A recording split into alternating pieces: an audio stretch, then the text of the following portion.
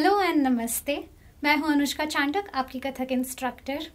सबसे पहले ये बता दूं कि ये वीडियो सिर्फ उन सीरियस लर्नर्स के लिए है जो सच में समझना चाहते हैं कि आप आपके एक्सप्रेशंस पे किस तरह से काम कर सकते हैं। आप क्लासिकल डांसर होने के साथ साथ एक तरह से एक्टर भी होते हैं। स्पेशली जब कथक की बात आती है तो एक सेपरेट सेगमेंट होता है जो अभिनय के लिए डेडिकेटेड होता है। कथक में अभिनय के बारे में कुछ कैरेक्टरिस्टिक्स है। सबसे पहला ये कि आप कभी भी लिप सिंक नहीं करते हैं।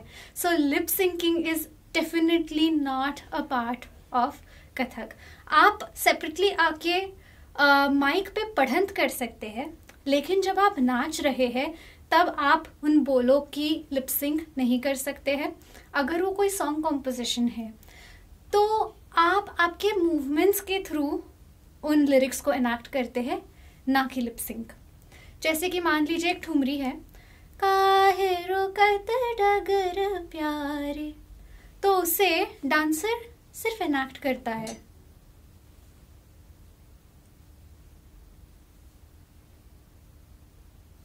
Just this much, no lip syncing needed, unless of course आप खुद गा रहे हैं वो ठुमरी। कई कथक के बुजुर्ग आर्टिस्ट परफॉर्मर्स ऐसे भी हैं जो खुद गा कर वो अभिनय परफॉर्म करते थे। लेकिन अदरवाइज एक टिपिकल प्रेजेंटेशन में आपके जो अकम्पनिस्ट होते हैं वो गाते हैं, वो आपके लिए म्यूजिक प्ले करते हैं।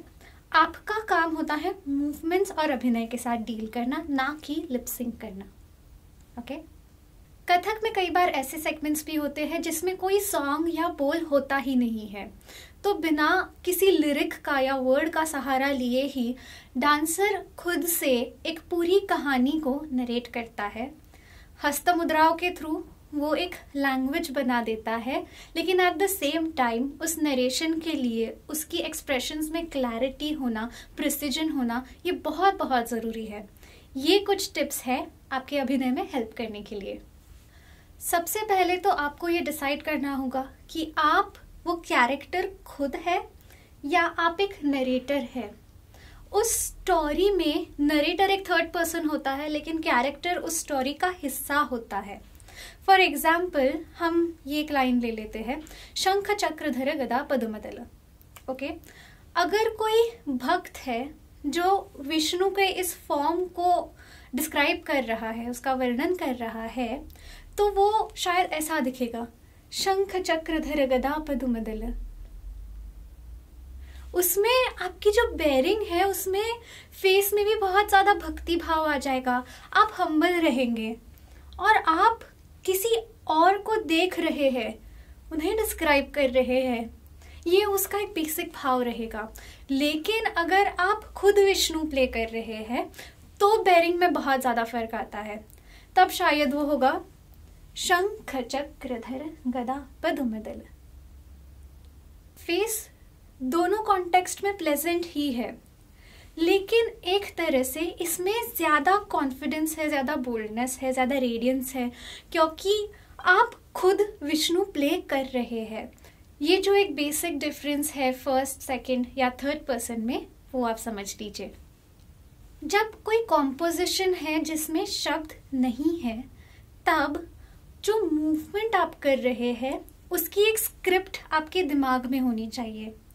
जैसे एक सेंटेंस फॉर्म करते हुए शब्दों का एक लॉजिकल सीक्वेंस होता है, वैसे ही जब आप मूवमेंट के थ्रू एक सेंटेंस फॉर्म कर रहे हैं तो उनका भी एक लॉजिकल सीक्वेंस होना ज़रूरी है।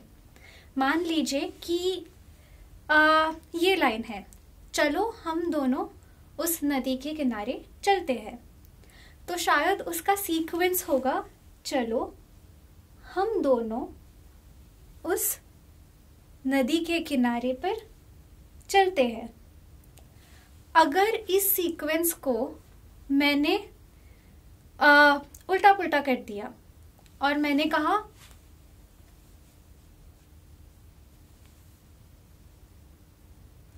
तो इसका मतलब ये हो जाता है कि मैं जा रही हूं, लेकिन 2 दिन बाद हम दोनों नदी के किनारे मिलेंगे।